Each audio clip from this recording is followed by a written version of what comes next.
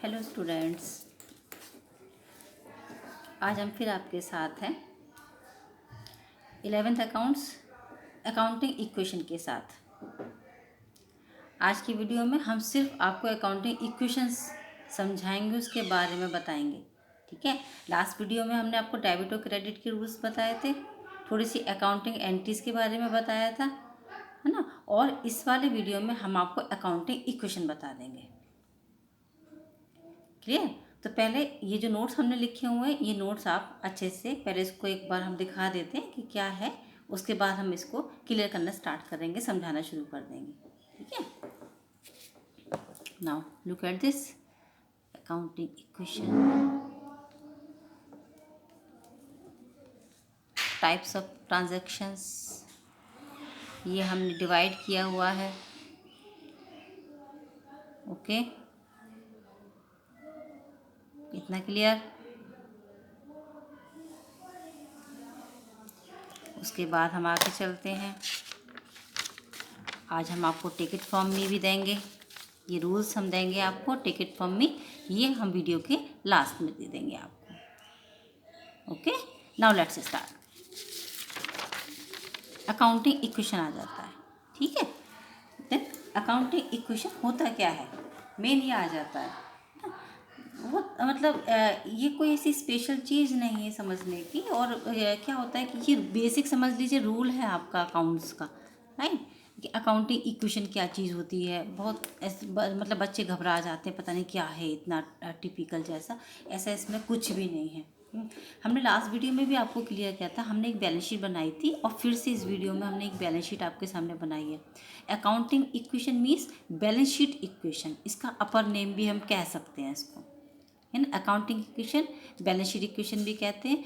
It means assets is equal to capital plus liabilities. जैसे balance sheet बनाई हमने, balance sheet की एक साइड जो होती है उसमें सारी एसेट्स होती हैं और बैलेंस शीट की दूसरी साइड हमारी लायबिलिटीज़ होती है। लायबिलिटीज़ के साथ कैपिटल हमेशा ऐड होती है। तो कैपिटल और liabilities is equal to assets. ठीक है। इसी को हम क्या कहते हैं, अकाउंटिंग इक्वेशन कहते हैं। ये जो टोटल होता है ये हमेशा इक्वल होना चाहिए। ये वाला टोटल और ये वाला टोटल ये हमेशा इक्वल होना चाहिए। ये इक्वलिटी ही, इसी को हम क्या कहते हैं, अकाउंटिंग इक्वेशन कहते हैं। ठीक है। इतनी बात मेरी समझ में आ रही है ना अच्छे से, है ना। तो कोई भी ट्रांजैक्शंस जो होते हैं वो हमारे इन दोनों चीज़ों को इफ़ेक्ट करते हैं, है ना। अब यहाँ से हम स्टार्ट करते हैं कि आखिर इसकी ज़रूरत क्या पड़ती है हमको। ये अकाउंटिंग इक्वेशन हम ये क्या हम कर रहे हैं। देखो, हम टाइप्स ऑफ ट्रांजैक्शन समझा रहे थे, इतना तो आपको क्लियर हो गया होगा। टाइप्स ऑफ ट्रांजैक्शन हुआ जैसे दो तरीके के ट्रांजैक्शन होते हैं। एक तो वो ट्रांजैक्शन होता है जो दो आइटम्स, ये आइटम्स लिखा हुआ two items, transaction affecting two items. ठीक है। और एक ट्रांजैक्शंस होते हैं जो affecting more than two item, जो दो से भी ज़्यादा को इफेक्ट कर देंगे। ये क्या होता है हम समझा रहे हैं आपको, इतनी चिंता करने की जरूरत नहीं है, पता नहीं क्या है ये ट्रांजैक्शन इफेक्टिंग टू आइटम। इसके हम दो पार्ट हमने कर दिए। एक तो affecting both assets and liability. कुछ ट्रांजैक्शंस ऐसे होते हैं जो लायबिलिटीज़ को भी इफेक्ट करेंगे और एसेट्स को भी इफेक्ट करेंगे, दोनों साइड को इफेक्ट करेंगे। कैसे होंगे अभी समझाते हैं। और कुछ ऐसे होंगे जो सिर्फ एक साइड को ही इफेक्ट कर रहे होंगे, इसको या इसको ही इफेक्ट कर रहे होंगे, है ना। तो उन ट्रांजैक्शन को हम कैसे रिकॉर्ड करेंगे या कैसे समझेंगे, हम समझ आए। सबसे पहले हम आपको समझाएंगे। अब सबसे पहले ट्रांजैक्शंस इफेक्टिंग ये both side assets and liability दोनों को एक साथ इफेक्ट करेंगे हम। थोड़ा सा बोर्ड पे यहाँ पे समझाएंगे हम आपको। जैसे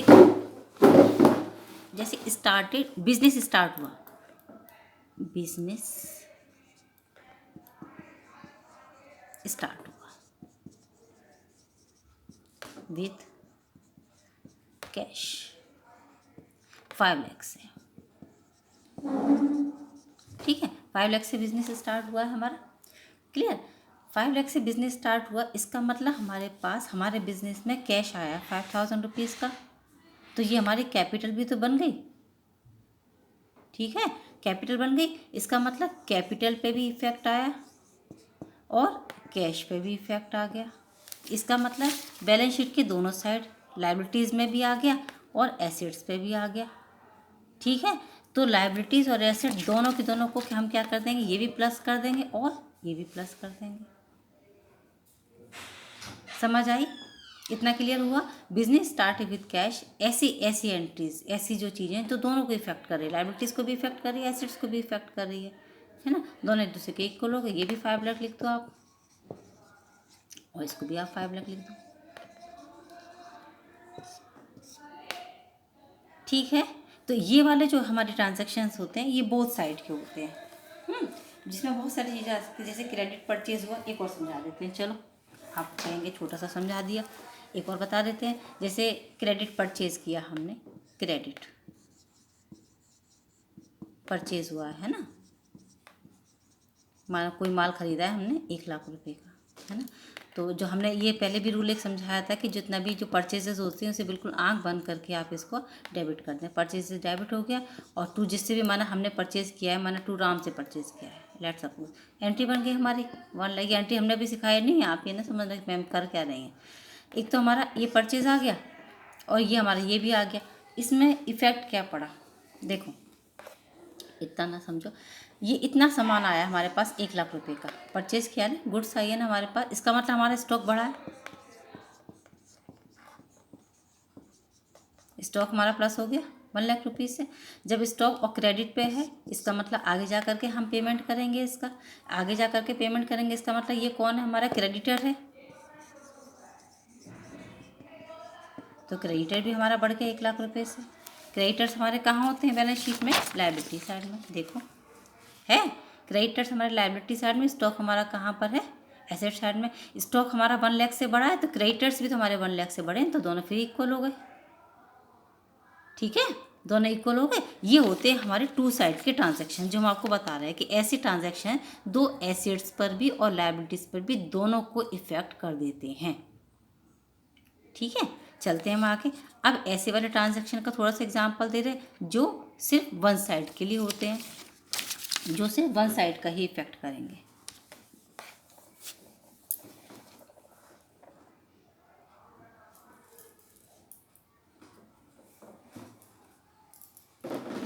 जैसे कैश परचेज हुई है, सामान हमने खरीदा है लेकिन कैश में खरीदा है। ठीक है, अब ये देखो, जब परचेज होता है तो हमने बताया था भी स्टॉक बढ़ जाता है ना। स्टॉक तो हमारे पास आ गया लेकिन कम क्या हो गया हमारे पास से, कैश। ठीक है, तो कैश में तो हम माइनस करेंगे और स्टॉक हमारा क्या हो जाएगा, प्लस हो जाएगा। क्लियर है मेरी बात इतनी, है ना। ये होते हैं हमारे वन साइड, माने एक ही साइड पे इफेक्ट पड़ा, इसी एसेट साइड पे। लायबिलिटीज़ का तो कोई फर्क नहीं, इफेक्ट भी नहीं पड़ा, बल्कि एक चीज़ ऐड हुई, माना यहाँ पर माना 1 लाख का था तो 1 लाख यहाँ हमने ये तो लेस हो गया और यहाँ हमारा ऐड हो गया, तो बात तो वही पड़ गई। ठीक है, टोटल फिर दोनों का इक्वल हो जाएगा हमारा एसेट्स और लायबिलिटीज़ का। क्लियर है? आगे चलते हैं और कुछ बता देते हैं इसमें। ठीक है, अच्छा एक और बता देते हैं, चलो एक एग्जांपल जैसे इसका ले लेते हैं हम, है ना। चलो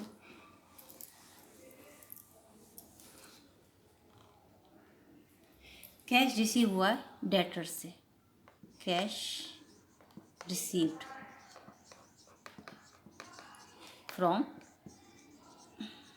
डेटर्स, भी डेटर्स लिख देते, फिर उसके बाद आ नहीं रहा है उसके अंदर, कैश रिसीव्ड हुआ है हमको। अब कैश हमारा, इसका मतलब कैश बढ़ गया।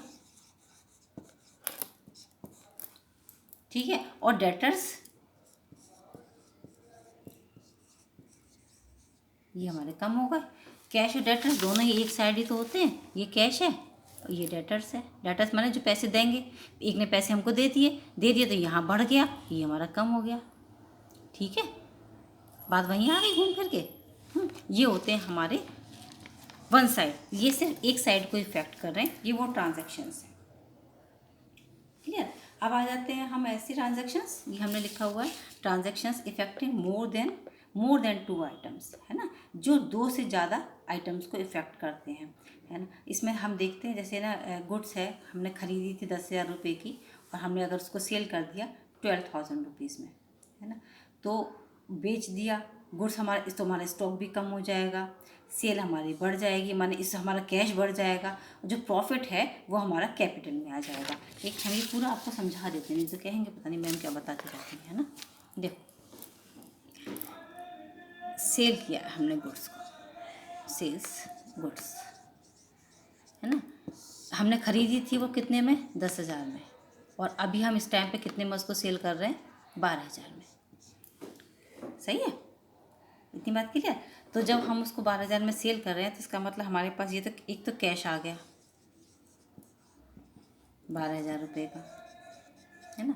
सामान हमारे पास से बेच दिया हमने, माना हमारे पास से चला गया, इसका मतलब स्टॉक हमारे पास क्या हो गया, यहाँ पर कम हो गया, स्टॉक माइनस कर दिया हमने। और 10,000 का सामान हमने 12,000 में, ये 12,000 आ नहीं रहा है आपके वीडियो में, 10,000 हम यहाँ पर 12,000 यहाँ लिख देते हैं, है ना। तो 2,000 स्टॉक हमारे पास से कितना कम हो गया हमारे पास से, और ये प्रॉफिट हमें कितना हो गया, 2,000 रुपये का। ये 2,000 रुपये का जो प्रॉफिट है, यानी कि जो प्रॉफिट है, प्रॉफिट होते हैं या लॉसेस होते हैं, ये सब हमारे कैपिटल गेन होते हैं, और ये कैपिटल में जा कर के ऐड कर दिए जाते हैं। कैपिटल में से हम क्या करेंगे, प्लस कर देंगे 2,000 रुपये को। ठीक है, स्टॉक तो हमारे पास से कितना कम हुआ था, सिर्फ 10,000 रुपीज़ का। ओके, 3 साइड पे इफेक्ट कर देगा ये कैश प्लस होंगे, स्टॉक में से कम होंगे, प्रॉफिट में ये 2,000 रुपीज़ हम कैपिटल साइड पे ऐड कर देंगे अपने 2,000 रुपये का। सही है, क्लियर है मेरी बात इतनी। ये होते हैं हमारे, ये जो वो ट्रांजैक्शंस होते हैं जो 2 से ज़्यादा आइटम होते हैं और इफेक्ट करते हैं हमारे इसको। ठीक है, अब आ जाते हैं हम अकाउंटिंग इक्वेशन पर। कैसे बनाएंगे अकाउंटिंग इक्वेशन, जैसे पेपर में आती है ना आपके यहाँ, तो आप कैसे बनाओगे अकाउंटिंग इक्वेशन, कुछ क्वेश्चंस बताएंगे हम आपको, हम ऐसे बताते जाएंगे और बोर्ड पर सेम सीधे सीधे करते जाएंगे। जैसे कैसे लिखते हैं इसको, है ना, जैसे कितना एरिया हमारा कवर हो जाएगा, इतना। यहाँ पर हम लिखेंगे अपने ट्रांजैक्शंस, ठीक है, यहाँ पर एसेट्स लिखेंगे और यहाँ पर लाइबिलिटीज़ लिख लेंगे। इसमें लाइबिलिटीज़ प्लस कैपिटल होती है ना, ज़्यादा आ जाता है। यहाँ लिख के हम अपने इधर लिख लेते हैं, ये दिख रहा है ना क्लियर, इधर लिख लेंगे हम। ये ट्रांजैक्शंस हो गए, ये हो गई हमारी एसेट्स, और ये हो गई हमारी लाइबिलिटीज़ प्लस कैपिटल। ये नंबर 1 नंबर 2 ऐसे लिखा जाता है इसको ना, 1 2 3 4, इधर पे आ नहीं रहा है, थोड़ा सा और इधर कर देते हैं। जैसे यहाँ लिखा 1 नंबर। जैसे हर एक क्वेश्चन की स्टार्टिंग आपकी ऐसी होगी कि राम कमेंस बिजनेस, राम ने बिजनेस स्टार्ट किया, इतनी कैपिटल से स्टार्ट किया, है ना, हमेशा ऐसा ही आएगा सबसे पहले। या किसी ने भी कुछ भी स्टार्ट किया, अपना एक बिजनेस स्टार्ट करना, ये आ जाएगा ट्रांजैक्शन। तो सबसे पहले जैसे यही आया, सबसे पहले स्टार्टेड बिजनेस, यहाँ छोटा छोटा आपको लिखना पड़ेगा बच्चे, है ना, ऊपर यहाँ पे लिख देंगे अकाउंटिंग इक्वेशंस। ठीक है, अब हमने बिजनेस स्टार्ट किया, कितने रुपए से, माना 5 लाख रुपीज़ से। ठीक है, 5 लाख रुपीज़ से बिजनेस स्टार्ट किया है, तो बिजनेस स्टार्ट करेंगे, एसेट्स हमारी, देन स्टार्टेड बिजनेस हो गया, तो ये तो हम, इसका मतलब कैश हमारे पास 5 लाख रुपीज़ का आ गया। ठीक है, ये 5 लाख रुपीज़ हो गया, और मतलब कि इसमें हम यहाँ पे लिखते हैं कि 5 लाख, और हम यहाँ पे लिख सकते हैं इसको कैश, या फिर इसको स्टॉक आ गया, जो भी कुछ भी आ सकता है। देखिए, बिजनेस स्टार्ट करने में कैश भी आ सकता है हमारे पास, और स्टॉक यानी कि हम इसमें सामान भी रख सकते हैं अपना, कुछ भी आ सकता है हमारे पास, एसेट्स आएगी ही आएगी। तो लाइबिलिटीज़ में क्या आ जाएगा, लाइबिलिटीज़ तो कुछ भी नहीं होती है, कैपिटल जरूर आ जाती है हमारी इधर साइड पे। कैपिटल भी होगी हमारी 5 लाख रुपीज़ की। ठीक है, तो assets is equal to liabilities हो गई। ठीक है, अच्छा, और कुछ समझा देते हैं, एक और चीज़, जैसे ये तो छोटा सा हो गया, आगे एक और बता देते हैं और सिंपल सा। जैसे ट्रांजैक्शंस हुए हैं, कुछ भी हम ले सकते हैं यहाँ पर। एक और छोटे से एग्जांपल के साथ हम चलते हैं। एसेट्स आ जाती हैं, यहाँ पर हम लिखेंगे अपना एसेट्स, और यहाँ पर लिखेंगे लाइबिलिटीज़। लाइबिलिटीज़ प्लस कैपिटल, है ना, कैपिटल लिखना उसके साथ कंपल्सरी है, कैपिटल में भी कुछ चीज़ें आ जाती हैं, कुछ उसमें आ जाती हैं। जैसे ये है, एक छोटी छोटी सी हम बता देते हैं। जैसे पहले तो बिज़नेस स्टार्ट करना है, आएगा ही आएगा, हर किसी क्वेश्चन में आएगा, तो वो हम आपको पहले से ही बता चुके हैं, बिज़नेस ऐसे स्टार्ट हो जाएगा, सब पूरी हर चीज़ पर उसका इफेक्ट पड़ जाएगा। अच्छा, जैसे एसेट्स है ना, फर्नीचर हमारे पास आया है, फर्नीचर हमने खरीदा माना, है ना, फर्नीचर अगर हमने खरीदा तो हमारे पास एसेट्स आ जाएगी यहाँ पर, तो एसेट्स को यहाँ पर फर्नीचर में ऐड कर देना है। यहाँ पर जब फर्नीचर हमारे पास आ जाएगा, अगर हमने उसको किस में ख़रीदा है, अगर हमने उसको क्रेडिट पर ले रखा है, तो वो हमारे यहाँ पर क्या बढ़ जाएंगे, क्रेडिटर्स बढ़ जाएंगे, तो वो यहाँ पर आ जाएगा, इसकी लायबिलिटी बन जाएगी हमारी, हमको इन फ्यूचर उसका पेमेंट करना पड़ेगा। और अगर नहीं है, अगर कैश में खरीदी ली वो ले रखा है, तो सिर्फ उसका वन साइड ट्रांजैक्शन हो जाएगा, तो कैश कम हो जाएगा, और हमारा जैसे माना हम लिख देते हैं यहाँ पर, जैसे फर्नीचर परचेज किया गया, फर्नीचर परचेज्ड ना, दोनों साइड से समझा देते हैं। कैश में होगा, अगर हमने कैश में फर्नीचर खरीदा है, तो एसेट तो इंक्रीज हो गई, एसेट तो यहाँ पर प्लस हो गई कैश में, लेकिन हमारा कैश क्या हो गया, कम हो गया, इफेक्ट तो कुछ नहीं पड़ा ना, यहाँ कुछ नहीं आएगा। लेकिन समझ आ गई, माना हमने 10,000 रुपीज़ का फर्नीचर खरीदा, तो 10,000 का फर्नीचर यहाँ आ गया, लेकिन 10,000 रुपीज़ तुरंत ही कैश में से कम हो गए, यहाँ कुछ नहीं आएगा। अब इसके अपोजिट, अगर हमने उसको किस पे लिया, क्रेडिट पे लिया है, फर्नीचर को हमने क्रेडिट पे ले लिया, तो फर्नीचर तो यहाँ पर 10,000 रुपीज़ से ऐड हो गया, यहाँ पर तुरंत ही हमारे कौन बढ़ जाएंगे, यहाँ पर बढ़ जाएंगे हमारे क्रेडिटर्स, तो फिर ये दोनों चीज़ें एक दूसरे की इक्वल हो जाएंगी। इन दोनों का इक्वल होना जरूरी है ना। जितनी भी एंट्रीज हैं उसका इफेक्ट ऐसा ही आएगा कि ये दोनों बराबर ही हो जाएंगे, बस आपको बराबर देखना है। या तो एक साइड पे इफेक्ट देंगे तो ऐसा इफेक्ट देंगे कि लौट करके जीरो आ रहा होगा सब कुछ, अगर हम टोटल करेंगे तो ये जीरो ही आ रहा होगा, या फिर ये दोनों एक दूसरे की इक्वल हो रहे होंगे। क्लियर है मेरी बात? चलते हैं हम आगे।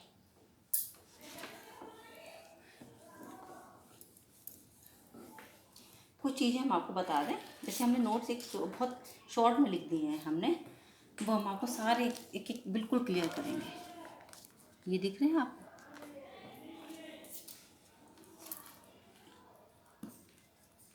ये हमने आपके लिए बनाए हैं, ये बस ये सबका जैसे हम बताते जाएं आपको, इस सबका है ना, इनका स्क्रीनशॉट लेते चले जाना बच्चे, आपके लिए बहुत ज़्यादा प्रॉफिटेबल है, ये बहुत ज़्यादा प्रॉफिटेबल है। ये हम आपको समझाते भी जाएंगे, बोर्ड पर बताते जाएंगे। देखो ट्रांजैक्शंस हैं, ये ट्रांजैक्शन लिखा हुआ है, ये ट्रांजैक्शंस हैं, ये एसेट्स हैं, ये लायबिलिटीज़ प्लस कैपिटल भी लिखा हुआ हमने यहाँ पर। अब जैसे कैपिटल ब्रॉट इन है, कैपिटल आई हमारे पास, कैपिटल जब आती है तो इसका मतलब या तो कैश आया होगा या कोई और कुछ आया होगा, तो एसेट साइड में क्या होगा, कैश इंक्रीज हो जाएगा, एडिशंस कर देना। लायबिलिटीज़ में क्या होगा, यहाँ पर कैपिटल हमारी आ जाएगी।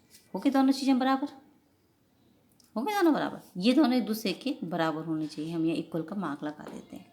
कैपिटल जब आएगी तब कैश, इधर कैश बढ़ेगा, है ना, कैश बढ़ेगा तो इधर कैपिटल भी बढ़ेगी, हो गए दोनों बराबर।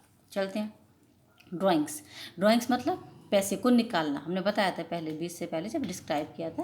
ड्राइंग्स मतलब इसको निकालना, तो यहाँ पर कैश, इसका मतलब डिक्रीज़ हो जाएगा, कैश डिक्रीज़ होगा, इसका मतलब यहाँ से कैपिटल भी डिक्रीज़ होगी ना। रिवेन्यू लॉसेस या रिवेन्यू गेन, इसका कैपिटल पर इम्पैक्ट पड़ जाता है, आपको कैपिटल में से इसको ऐड करना पड़ेगा अगर गेन होते हैं, या फिर उनको लेस करना पड़ेगा अगर वो लॉसेस होते हैं। तो ड्राइंग्स क्लियर हो गई आपको? आगे चलते हैं। गुड्स परचेज की हैं, गुड्स परचेज हमने दोनों में लिखा है, या तो कैश में परचेज हुई होंगी या फिर क्रेडिट में परचेज हुई होंगी। अगर कैश में परचेज हुई हैं, गुड्स खरीदी हैं, सोचो, है ना, तो इसका मतलब कैश हमारे पास से कम हो गया, कम हुआ, कैश कम हुआ लेकिन स्टॉक तुरंत बढ़ गया, है ना। और कैश और स्टॉक दोनों एक ही साइड तो होते हैं, है ना, तो कैश कम हुआ, स्टॉक बढ़ गया, है ना, तो इसका इफेक्ट यहाँ पर कुछ नहीं आएगा क्योंकि ये वन साइडेड वाला है। लेकिन अगर गुड्स को हमने क्रेडिट पर ख़रीदा हुआ है तो स्टॉक भी बढ़ेगा और हमारी लायबिलिटी भी बढ़ेगी, क्योंकि वो क्या बन जाएगा, वो क्रेडिटर्स बन जाएंगे। In future we have to pay that, भाई आज नहीं दिया कल दोगे, नहीं दोगे पेमेंट उसका, ठीक है। नेक्स्ट चलते हैं, पेमेंट फॉर क्रेडिटर्स। अब ये जो क्रेडिटर्स हैं इनका पेमेंट करेंगे, तो पेमेंट फॉर क्रेडिटर्स में फिर हमारा यहाँ पे क्या होगा, कैश रिड्यूस हो जाएगा, कैश में माइनस का मार्क लगा हुआ है। जब कैश रिड्यूस हो जाएगा इनकी हमने पेमेंट कर दिया, तो यहाँ से लायबिलिटी भी कम हो गई, लायबिलिटी को भी माइनस कर देना आप, दोनों साइड पे माइनस करना होगा, फिर दोनों इक्वल हो गए एक दूसरे के, हो गए इक्वल। चलते हैं आगे। अगर ये जो परचेज़ किया हुआ कोई भी गुड्स है, अगर वो हम रिटर्न कर देते हैं, वापस कर दिया हमने, ठीक है, तो इसका मतलब क्या होगा, स्टॉक हमारा कम होगा। हमने स्टॉक में से तो वापस करेंगे किसी को कोई भी सामान, तो स्टॉक कम होगा, स्टॉक माइनस करेंगे तो क्रेडिटर भी तो कम हो जाएंगे, उतना पैसा भी तो नहीं देना पड़ेगा। दोनों चीज़ें वापस माइनस माइनस हो गए, फिर दोनों इक्वल हो गए एक दूसरे के, हो गए। चलते हैं आगे, है ना। गुड्स हैं, अब हम जैसे परचेज आए, सेम टू सेम गुड्स से ये सेल हो गया हमारा, है ना, ये गुड्स हैं, सेल हुई है। जैसे हम सब समझा देते हैं इसमें, 5000 रुपीज़ की गुड्स थी, सेल की हैं फॉर कैश ₹6000। 5000 रुपये की गुड्स थी और हमने कितने में सेल कर दी, ये 6000 रुपीज़ में, 6000 रुपये में हमने इसको सेल कर दिया है। चलो भाई, अब हम स्टॉक कितने का कम हुआ हमारे पास से, 5000 रुपये का, क्योंकि 5000 की तो थी। आया कितना, 6000 रुपये। फ़ायदा कितना हुआ, 1000 रुपीज़। कहाँ जाएगा, ये हमारा हो गया कैपिटल गेन, कैपिटल में ऐड कर दिया जाएगा। सही है ना। इफेक्ट फिर भी तो 1000 का ही रहा भाई, 6000 ऐड किए तो 5000 लेस भी तो किए, इफेक्ट कितने का है, 1000। इधर पे 1000 आएगा, इधर पे 1000, फिर दोनों इक्वल हो गए दूसरे के। ऐसे ही सेम, अब यहाँ पर कॉस्ट है 5000 की, सोल्ड हुई है राम को ऑन क्रेडिट 6000 में, ठीक है, यहाँ पे ये क्रेडिट वर्ड आ गया। फिर स्टॉक को 5000 से रिड्यूस कर दो यहाँ पर, लेकिन हम डेटर्स बढ़ाएंगे। अब कैश नहीं आया बल्कि डेटर्स हो गए, है ना, डेटर्स हो गए, लेकिन कितने के, 1000 का। फिर हमको फ़ायदा हुआ, फिर हमारा ये प्रॉफिट किस में ऐड हो जाएगा, कैपिटल में ऐड हो जाएगा जा करके। सही है। अब एक लॉस का भी बता दें, 5000 की थी, कितने में सेल हुई, 4500 में। स्टॉक में से कितना कम करेंगे, 5000 का, कैश कितना आएगा, 4500 का, ठीक है। और कैपिटल यहाँ पर लॉस है 500 रुपीज़ का, तो कैपिटल में से लेस कर देंगे हम 500 रुपीज़। सही है। जैसे हमने परचेज रिटर्न किया था, ऐसे हम सेल्स रिटर्न भी तो कर सकते हैं। जब अगर हमने सेल्स सामान खरीदा हुआ एक सामान वापस किया है, तो इसका मतलब हमने खरीदा हुआ सामान हमने वापस कर दिया, ठीक है, सेल्स रिटर्न है। बेचा हुआ सामान हमको वापस आया, सॉरी हम उल्टा बोल रहे हैं, यहाँ पर सेल्स रिटर्न है। जो सामान हमने सेल किया था वो हमको वापस आ गया है, वापस आ गया, इसका मतलब हम यहाँ पर क्या करेंगे, अपने स्टॉक को बढ़ा लेंगे, है ना भाई। वापस आ गया ना हमारे पास से सामान, स्टॉक बढ़ जाएगा, लेकिन हमारे डेटर्स क्या होंगे, उतने कम हो जाएंगे, ठीक है। और ये जो जैसा भी सामान आया हुआ हो, जो भी प्रॉफिट हो रहा हो इस पर या लॉस हो रहा हो, वो आप कैपिटल में ऐड या लेस कर देंगे। इतनी बात मेरी समझ आ रही है ना। जो हमने सामान सेल किया था वही सामान हमको वापस आ गया है, तो हमारा स्टॉक बढ़ जाएगा, लेकिन डेटर्स हमारे क्या हो जाएंगे, कम हो जाएंगे। प्रॉफिट या लॉस को आप कैपिटल में ऐड या लेस कर देंगे। चलें आगे चलते हैं, फिक्स एसेट्स पे आ जाते हैं। फिक्स एसेट परचेज हुई है भाई, ये क्रेडिट पर होंगी या कैश पर होंगी, सेम टू सेम बिल्कुल। फिक्स एसेट्स को ऐड कर दो, है ना, क्रेडिटर बन जाएंगे, लायबिलिटी हो जाएगी हमारी। कैश में हुआ है तो यहाँ पे कैश में हमने कोई सामान खरीदा तो कैश को आपको लेस करना, कैश हमारा इतना कम हो गया, एसेट्स हमारे पास प्रॉपर आ जाएंगे। इम्पैक्ट कुछ नहीं पड़ेगा यहाँ पर, बिल्कुल भी नहीं पड़ेगा। इन फिक्स एसेट्स पर हमेशा डेप्रिसिएशन भी होता है। डेप्रिसिएशन माने इनकी वैल्यूज़ हमेशा अपने आप से डाउन होती रहती हैं। तो फिर ये फिक्स एसेट्स में से हमेशा ये जो होती है वो लेस कर दिया जाता है, क्योंकि ये लॉस होता है, क्योंकि ये लॉस होता है इसलिए कैपिटल में से हमेशा क्या कर देंगे, इसको हम माइनस कर देंगे। ये मेरी बात समझ में आ रही है आपको, ठीक है, समझ लें अच्छे से। चलते हैं आगे। बिल्कुल सिंपल, फिर से एक एक्सपेंसेस है हमारे, एक्सपेंसेस एसेट साइड में कैश में से लेस कर देना, लायबिलिटी साइड में हमारे कैपिटल में से लेस हो जाएंगे, क्योंकि अभी बताया था हमने एक्सपेंसेस जितने भी होते हैं वो लेस कर दिए जाते हैं। बहुत ज़्यादा अभी हमने उसके नहीं बताया कि आउटस्टैंडिंग है, प्रीपेड है, वो हमने अभी आपको डिटेल नहीं किया, क्योंकि आगे जैसे जैसे हम अकाउंट्स में आगे बढ़ते जाएंगे वो सब चीज़ें आपको हम क्लियर करते जाएंगे। उसके बाद इनकम है, ये कैश में हम ऐड कर देंगे तो कैपिटल में भी ऐड हो जाएंगी। फिर इसे दोनों सब बस इक्वल इक्वल हो जाना चाहिए, बस आप इतना ध्यान रखेंगे। लास्ट आ जाता है हमारा redemption of loan. Redemption loan क्या होता है, जैसे हमने किसी से भी कोई भी चीज़ उधार ली, उसे लोन, जैसे बैंक से भी ले लेते हैं, किसी पर्सन से भी ले लेते हैं, डिवेंचर्स भी होते हैं हमारे, वो है। तो हमने इसका रिडेम्पशन मीन्स होता है पेमेंट करना, रिडेम्पशन मीन्स पेमेंट, हम यहाँ लिख भी देते हैं। अभी आप लोग 11th में है ना, तो ये लैंग्वेज अभी क्लियर नहीं होती आपको। तो ये रिडेम्पशन किया, हमने पेमेंट किया लोन का, ये कैश में भी कर सकते हैं या फिर शेयर कैपिटल इशू करके भी कर सकते हैं। अगर हमने कैश में किया है तो कैश इसका मतलब हमारे पास से कम हो गया। जैसे माना किसी से हमने 1 लाख रुपए उधार लिया था, वापस कर दिया हमने, तो ये कैश हमारा इतना कम हो गया नहीं हो गया? कैश कम हुआ है तो लोन भी तो कम हो गया, हमने लोन पेमेंट कर दिया, दोनों फिर बराबर हो गए। या फिर बाय इशूइंग शेयर कैपिटल, या फिर हमने शेयर कैपिटल को इशू किया है। शेयर कैपिटल इशू करने में ये वन साइड हो जाता है, सिर्फ लायबिलिटी साइड आएगा, इसका इम्पैक्ट इस पर कुछ नहीं फर्क पड़ेगा। तो ये लोन तो कम हो ही गया, कैपिटल हमारी बढ़ जाती है। ये शेयर कैपिटल होती है ना, इसलिए, है ना। तो ये कैपिटल बढ़ जाएगी, लोन हमारे पास से कम हो जाएगा, फिर कुछ भी नहीं, इम्पैक्ट कुछ नहीं पड़ेगा, है ना। इतनी बात आपको मेरी अकाउंटिंग इक्वेशंस आपको क्लियर हुए? ठीक है, ये आप इसके साथ ज़रूर से आप ऐड कर लें, इसका स्क्रीनशॉट ले लें बच्चे। और भी कोई भी प्रॉब्लम हो तो आप मुझे कॉल कर सकते हैं, या फिर मुझे आप कमेंट कर सकते हैं। वीडियोज़ अगर आपको पसंद आते हैं तो लाइक और शेयर करना ना भूलें। वैसे मुझे कहने की ज़रूरत नहीं है इस बात को, क्योंकि अगर हम मतलब मेरा कॉन्सेप्ट अगर आपको क्लियर होगा तो ऑब्वियस बात है कि आप लाइक करेंगे, नहीं होगा तो आप नहीं करेंगे। इसलिए कहने की तो मुझे इसमें कोई रिक्वायरमेंट ही नहीं है। फिर भी इससे रिलेटेड कोई भी अगर प्रॉब्लम होती है तो आप मुझे बता सकते हैं। कोई कुछ गलत पढ़ाया हो तो आप मुझे सजेशन दे सकते हैं, आई हैव नो प्रॉब्लम, है ना। सीख रहे हैं, हम भी सीख रहे हैं, आपको भी सिखा रहे हैं। इसी के साथ children, goodbye and thank you so much for watching my video.